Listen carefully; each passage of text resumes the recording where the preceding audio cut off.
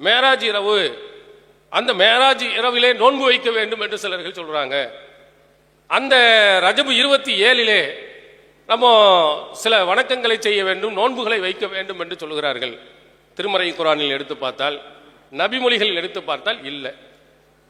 அப்ப எதிலையுமே இல்லாமல் நீங்கள் ஒன்றை சொல்லுகிறீர்கள், மேராஜுக்கு சில வணக்க வழிபாடுகள். ரசூல் ஸல்லல்லாஹு அலைஹி வஸல்லம் மேராஜ் போனது உண்மை, அல்லாஹ்விடத்தில் உரையாடியது உண்மை, இதற்கெல்லாம் நபிமொழிகளில் இருக்கு. ரஜபு 27 என்பதற்கு எந்த ஆதாரமும் கிடையாது. நீங்கள் எடுத்து பார்த்தால், அறிஞர்களுடைய வரலாற்று நூல்கள் நீங்கள் எடுத்து பார்த்தீர்களே ஆனால், இந்த நாளில் தான், இந்த மாதத்தில் தான் நடந்தது என்பதற்கு ஆதாரபூர்வமான எந்த செய்தியுமே இல்லை. ஒரே ஒரு கருத்தில் தான் எல்லா அறிஞர்களும் சொல்கிறார்கள், இது ரசூல் ஸல்லல்லாஹு அலைஹி வஸல்லம் நபியாகி அவர்கள் ஹிஜ்ரத் செய்வதற்கு முன்பாக நடந்தது. இது ஒன்றுதான் சரியான கருத்து.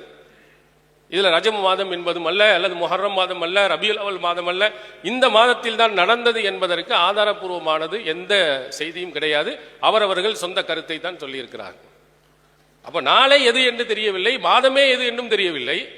இப்போ மாதமும் தெரியவில்லை, நாட்களும் தெரியவில்லை. நாம ஒரு குறிப்பிட்ட நாளை வைத்துக் கொண்டு அதுக்கு குறிப்பிட்ட ஒரு வணக்கத்தை செய்ய சொல்லி நோன்பை வைக்க வேண்டும் என்று நாம் சொல்வோமானால் அல்லாஹ்வுக்கு நாம் பாடம் நடத்துகிறோம். யாழ மேராஜ் நாளை பத்தி நீ சொல்லாம விட்டுட்ட, இந்த இருக்கு பாருங்க, ரஜப் 27 தான்.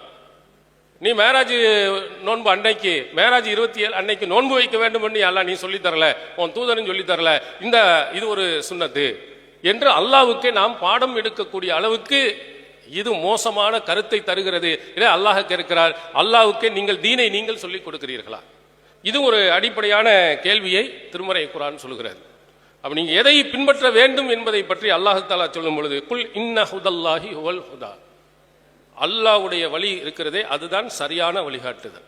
நிறைய பேர் சொல்லலாம், யாரும் சொல்லலாம், ஆனா கரெக்டான ஒரு வழி இருக்கிறது என்று சொன்னால் அல்லாஹ் காட்டும் வழி மட்டும்தான்.